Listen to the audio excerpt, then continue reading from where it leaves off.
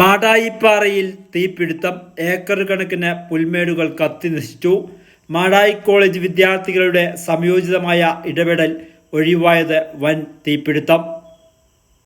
മാടായിപ്പാറ തെക്കിനാക്കൽ കോട്ടയിൽ തീപിടുത്തത്തിൽ ഏക്കർ കണക്കിന് പുൽമേടുകൾ അഗ്നിക്കിരയായി. ബുധനാഴ്ച വൈകിട്ട് 5 മണിയോടെയാണ് തീ പടർന്നത്. തെക്കിനാക്കൽ കോട്ടയുടെ കുന്നിൻ ചെരുവുകളിലാണ് ആദ്യം തീ പടർന്നത്. തുടർന്ന് മാടായിപ്പാറയിലേക്കും വ്യാപിച്ചു. തീപിടുത്തത്തിൻ്റെ ദൃശ്യങ്ങൾ ദൂരെ നിന്ന് പോലും കാണാമായിരുന്നു. തുടർന്ന് ശക്തമായ കാറ്റിനെ തുടർന്ന് കൂടുതൽ സ്ഥലങ്ങളിലേക്ക് കൂടി വ്യാപിക്കുകയായിരുന്നു. തീപിടുത്തത്തിൽ പ്രദേശത്തെ നിരവധി അപൂർവങ്ങളായ പക്ഷികളുടെയും ചിത്രശലഭങ്ങൾ ഉൾപ്പെടെ അഗ്നിക്കിരയായി.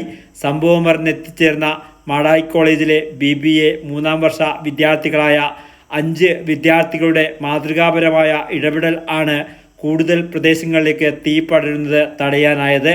മരക്കൊമ്പുകളുമായി എത്തി തീ അണയ്ക്കാനുള്ള പ്രവർത്തനങ്ങളുമായി വിദ്യാർത്ഥികൾ മുന്നിട്ടിറങ്ങി. വിദ്യാർത്ഥികളായ Furqan K, Ajnas P, Murshid, Rasheed, Nived PP, Rithunand K എന്നിവരുടെ നേതൃത്വത്തിലാണ് തീ അണച്ചത്.